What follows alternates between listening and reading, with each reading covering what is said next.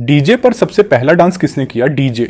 DJ एक महत्वपूर्ण कला है जिसमें संगीत और नृत्य का आनंद एक साथ लिया जाता है। डीजे पार्टीज में डांसिंग का माहौल तैयार किया जाता है और लोग इसे जी भरकर आनंद लेते हैं।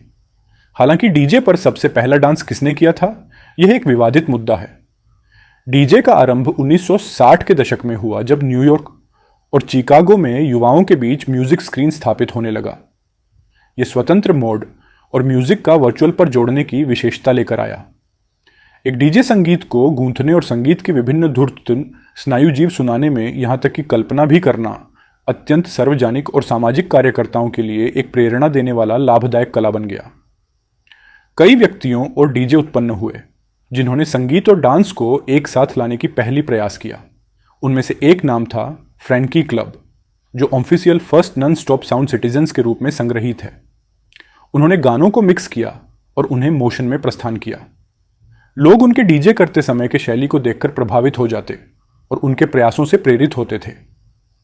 डीजे पर सबसे पहला डांस किसने किया, इसका सही उत्तर नहीं दिया जा सकता, क्योंकि इसका संकेत कई अन्य दिग्गजों को भी है।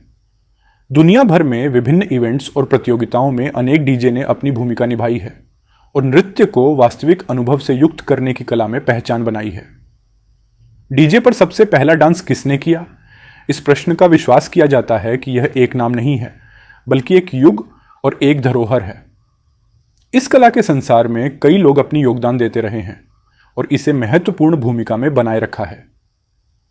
आज की तारीख में डीजे पर सबसे पहले डांस करने वाले न केवल एक नाम है, बल्कि एक पुरानी कहानी है जो हर किसी के मन में एक खास स्थान बनाती है। अब तक डीजे पर सबसे पहले डांस किया जाना एक क्षण का इतिहास है जो हमेशा हमारे मनोरंजन के साथ जुड़ा रहेगा। एक रंगीन और मनोरंजक कला के रूप में डीजे का माहौल हमें नए संगीत की चर्चा कराता है और नृत्य की नई दिशाओं को खोजने की प्रेरणा देता है। इसलिए डीजे पर सबसे पहला डांस केवल एक इतिहास का हिस्सा नहीं, बल्कि एक महत्वपूर्ण यात्रा है जो हम अब भी जीना चाहते हैं।